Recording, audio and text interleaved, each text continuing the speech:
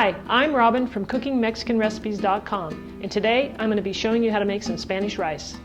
For our recipe today, we're going to be using 2 cups of long grain white rice. I've got a half an onion, a half a bell pepper. I've got 3/4 of a cup of tomato puree, 2 teaspoons of salt, 2 teaspoons of chicken-based stock, 3 teaspoons of garlic powder. Now I want to mention that you can also use fresh garlic in this recipe. You'd use 3 cloves of minced garlic if you want to use that. Also, we're going to use 2 3/4 cups of chicken broth, and I've got about 1/4 of a cup, a little bit more, of vegetable oil. I do want to mention as a little tip, when you're preparing your recipe, it's a great idea to have everything measured out as I've done right here for you today. It just makes your recipe a lot easier to make, and it just makes everything go smoother. So I'm going to start out right now, and I've got everything measured out. The only thing I need to do is chop up the onion and the bell pepper, and I want to show you how I'm going to do that. I'm going to make a few cuts. This is just a coarse chop on the onion. We're going to do the same thing with the bell pepper.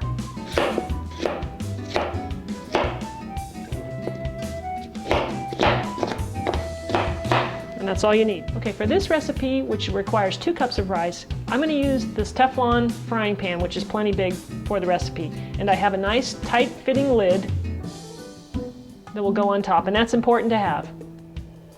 All right, I'm going to add the oil to my pan and get it hot. I'm going to add the rice to the pan.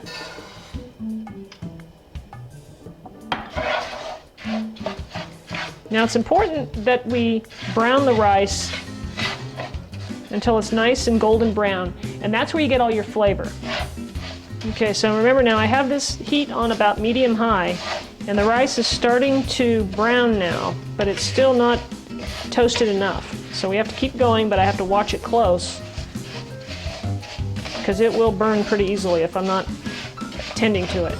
This is about how we'd like it to be, nice and brown.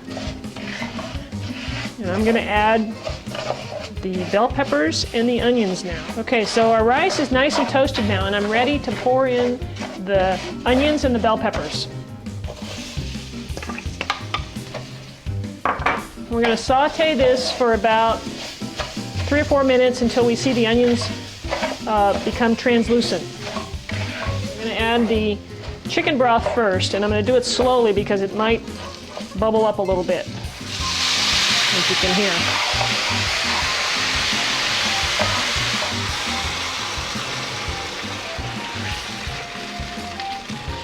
One thing you can do to avoid that bubble up is to heat your chicken broth before you add it, but I didn't do that in this case. Now I'm going to add the tomato puree.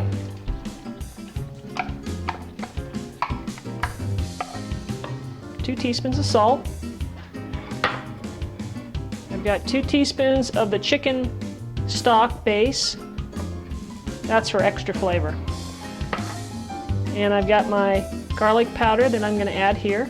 So now I want to turn the heat up to medium-high to get this mixture to boil. Now would be a good time to just take a little taste and see if there's enough salt. So I'm going to do that now. And it tastes fine. It tastes great. Okay, so now we've got a nice boil going on. That's what we're looking for. And now I'm going to cover it and turn the heat down to low and cook it for 20 minutes. Okay, we're up here, and now we're going down to low. Now that I have the lid on and I have the rice simmering, my lid doesn't fit as tight as I'd like it, so I'm going to add a couple of cans of food, and just for a little extra weight, I'm going to place it on top to hold that lid down nice and tight. Okay, it's been 20 minutes and our rice is done. Let's take off the lid. And it looks beautiful. All right, I'm going to scoop some up. Nice and fluffy, as you can see.